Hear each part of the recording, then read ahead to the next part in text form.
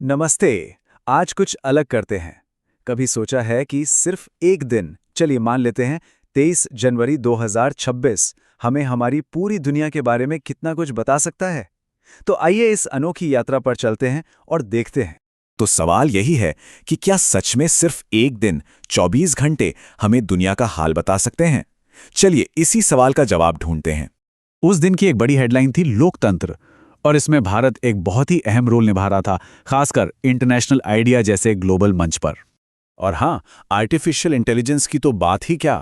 Policing से लेकर international रिश्तों तक एआई हर जगह अपनी मौजूदगी दर्ज करा रहा था। ये शायद आने वाले कल की एक छोटी सी झलक थी। खेल की दुनिया में भी एक बहुत बड़ा रिकॉर्ड बना। नोवाक जोकोविच ने एक ऐसी अचीवमेंट हासिल की जो दिखाती है कि उस एक दिन में कितनी अलग अलग चीजें हो रही थीं। और उधर एनर्जी सेक्टर में जापान ने एक बड़ा कदम उठाया। ये सारी सुर्खियां सिर्फ एक दिन की हैं।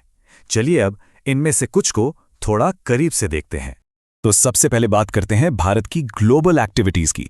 देखते हैं कि कैसे भारत दुनिया के मंच पर अपनी पहचान बना रहा है और पॉलिसीज को एक नई दिशा दे रहा है। तो 23 जनवरी का दिन डिप्लोमेसी के लिहाज से भारत के लिए काफी बिजी था।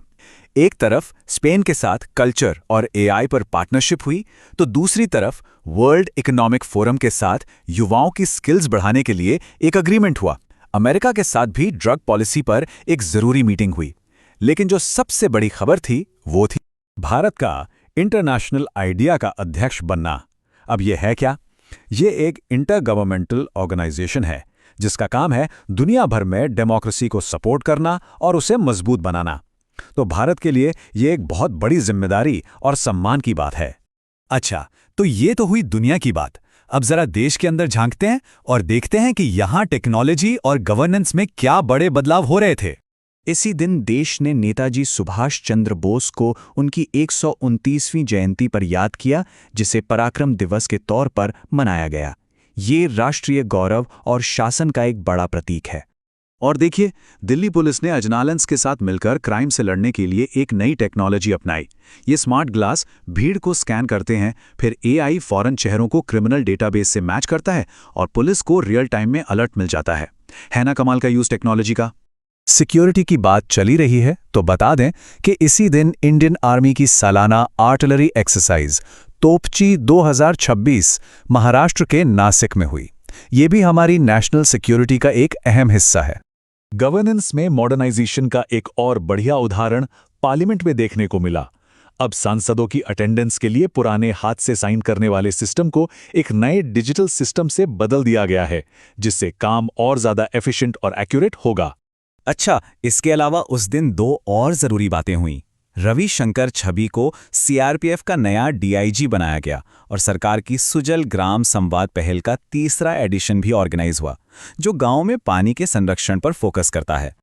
चलिए अब जरा दुनिया भर में स्पोर्ट्स, साइंस और टेक्नोलॉजी में जो कमाल की अचीवमेंट्स हुई और नई खोजें हुई, उन पर एक नजर डालते हैं। स्पोर्ट्स की दुनिया से एक जबरदस्त खबर। नोवाक जोकोविच ने तो मतलब इतिहास ही बना दिया। वो टेनिस हिस्ट्री के पहले ऐसे प्लेयर बन गए हैं जिन्होंने 3 अलग अलग ग्रैंड स्लैम टूर्नामेंट्स में 100 से ज्यादा मैच जीते हैं। वाकई ये एक अविश्वसनीय उपलब्धि है। उधर जापान से भी एक बहुत बड़ी खबर थी, खासकर एनर्जी के लिहाज से। वहां दुनिया के सबसे बड़े न्यूक्लियर पावर प्लांट काशीबाज़ाकी करीवा में एक रिएक्टर को फिर से चालू कर दिया गया। ये ग्लोबल एनर्जी पॉलिसी के लिए एक बहुत अहम डेवलपमेंट है। साइंस की दुनिया से एक और खबर आई, लेकिन ये अपने साथ एक छोटी सी पहेली लेकर आई।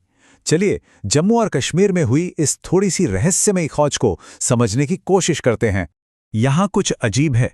सोर्स में सवाल है एक नई प्रजाति के बारे में जिसका नाम है ब्रांड्स बैट, जो एक तरह का चमगादड़ है, लेकिन जवाब में जिक्र है हिजहॉग का।